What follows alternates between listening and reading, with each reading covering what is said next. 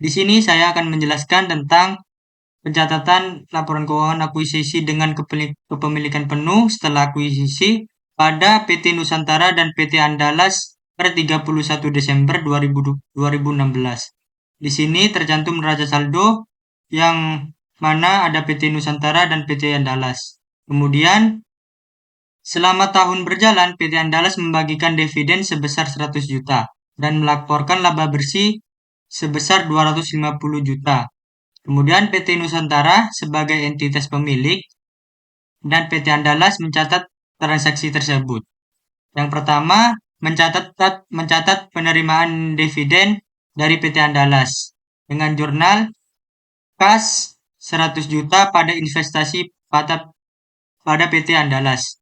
100 juta ini didapat dari soal di atas. Kemudian mencatat pengakuan penghasilan dari PT Andalas yaitu 250 juta dikali 150. 250 ini didapat dari soal di atas. Dari laporan laba bersih senilai 250. Di mana jurnalnya yaitu investasi pada PT Andalas pada bagian laba atas PT Andalas. Kemudian selanjutnya mencatat menyesuaikan diferensial terkait bangunan dan peralatan.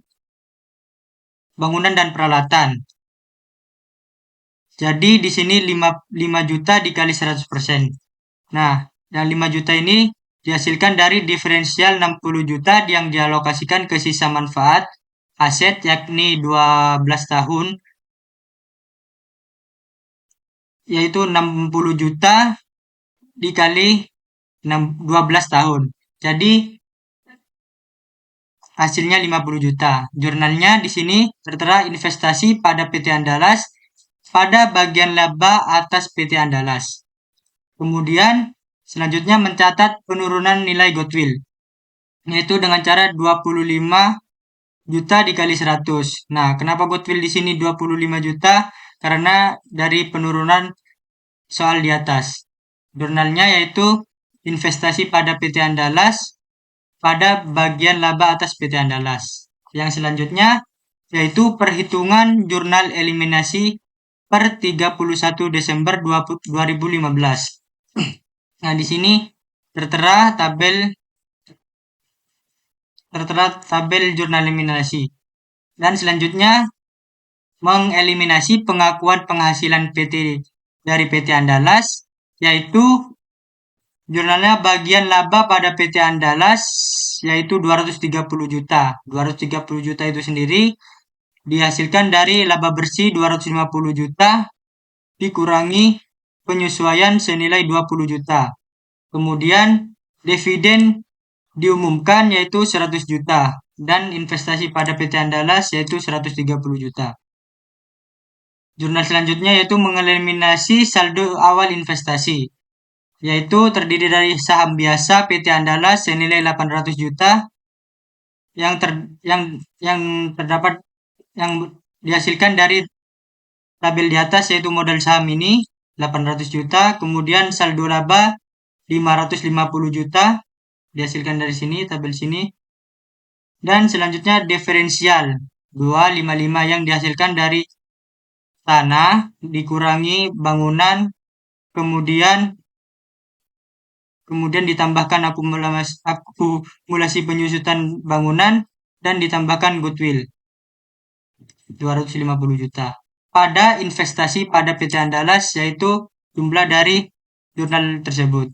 Kemudian mengeliminasi pengalokasian diferensial yaitu terdiri dari tanah 210 juta terdapat dari tabel di atas, goodwill terdapat dari tabel di atas, kemudian akumulasi penyusutan bangunan dan peralatan yang dia dapatkan dari tabel di atas yang ini. Pada bangunan dan peralatan yaitu 60 juta dan diferensial yaitu 255 juta. Kemudian mengeliminasi pengakuan beban penyusutan aset teridentifikasi yaitu akumulasi penyusutan bangunan dan peralatan yaitu 5 juta yang terdapat dari tabel di atas. yang ini. Pada beban penyusutan yaitu 5 juta. Kemudian mencatat penurunan nilai goodwill, yaitu jurnalnya kerugian penurunan nilai yaitu 25 juta dan goodwill dari goodwill senilai 25 juta. Nah, selanjutnya pada tabel 4.0 ini ada kertas kerja konsolidasian di mana hasil yang berwarna ini didapatkan dari pencatatan jurnal yang sebelumnya yang di atas yang berwarna. Jadi dimasukkan sesuai warnanya di tabel ini. Kemudian pada tabel 4.1 terdapat laporan posisi keuangan konsolidasian per 31 Desember 2016 periode setelah kombinasi bisnis PT Andalas. Di sini terdapat aset kas dan secara kas yang senilai 1.845 juta yang diperoleh dari tabel di atas yang berwarna krem ini. Nah, di sini asetnya dijumlahkan, jadi terdapat nilai total asetnya yaitu 9.030 juta. Dan juga liabilitas di sini dijumlahkan dengan ekuitas memperoleh total liabilitas dan ekuitas senilai 9.030 juta. Mungkin itu saja penjelasan dari saya. Apabila ada salah kata atau kata-kata yang kurang berkenan mohon dimaafkan. Assalamualaikum warahmatullahi wabarakatuh.